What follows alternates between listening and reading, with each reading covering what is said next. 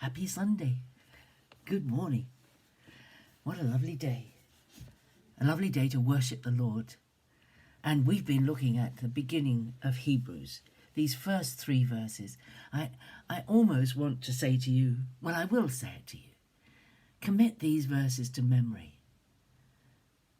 Repeat them out loud. Listen to yourself saying these stunning, stunning words. I read them in the Revised Standard Version, which is my personal Bible, my favourite version. But I've just looked it up in the Good News Bible that came out ages ago. But it was a lovely, simplified, much more straightforward languaged translation of the Bible. And here, listen to what it says in the Good News Bible. In the past, God spoke to our ancestors many times and in many ways through the prophets. But in these last days, he's spoken to us through his Son. He is the one through whom God created the universe, the one whom God has chosen to possess all things at the end. He reflects the brightness of God's glory and is the exact likeness of God's own being, sustaining the universe with his powerful word. This is Jesus. This is the one we worship. This is the one who came to earth. And my thought for today is on this phrase, he is the exact likeness of God's own being, or in my Revised Standard, bears the very stamp of his nature, of God's nature. He himself said, when they said to him in John 14, show us the Father and we'll be satisfied. He said, if you've seen me, you've seen the Father. Everything the Father says, I say. If you've seen me, you've seen the Father. He is God himself, part of this mystery called the Trinity. And there are lots of verses that resonate with this in Colossians 1:17, but this idea that if we want to know what God is like, the closest, the most accurate representation of God's nature we will ever see in this world is Jesus. There is no one else. None of the great preachers, none of the great leaders, none of the great saints are anything close to Jesus in representing the nature of God, in being God. John himself says it in John 1, doesn't he say? The Word became flesh and dwelt among us, and we beheld his glory. That was what John said. We beheld his glory. And there are 2 verses I want to think about, and that one is in Psalm 17:15, which says, as for me, I shall behold thy face in righteousness. When I awake, I will be satisfied with beholding thy form. This is the psalmist looking forward to the resurrection. That's my hope, my expectation.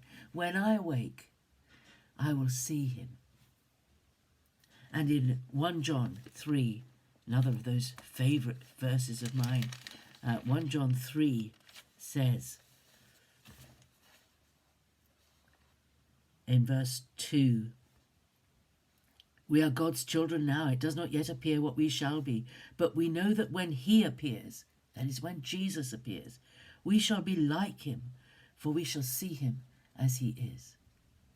This wonderful reflection of God's glory, this wonderful, perfect, exact likeness of God himself. We will see him. And when we see him, in the twinkling of an eye, our mortal bodies will take on immortality. We will see him and we will be satisfied. All the things we've ever longed for will be completed in him. He is the beginning and the end. He is. He said of himself, before Abraham was, I am. Think about these things today. Read these 3 verses and read to the end, the last bit. I'm not gone on to when he achieved forgiveness for sins, the next bit. All the phrases in these verses are so huge in what they encompass.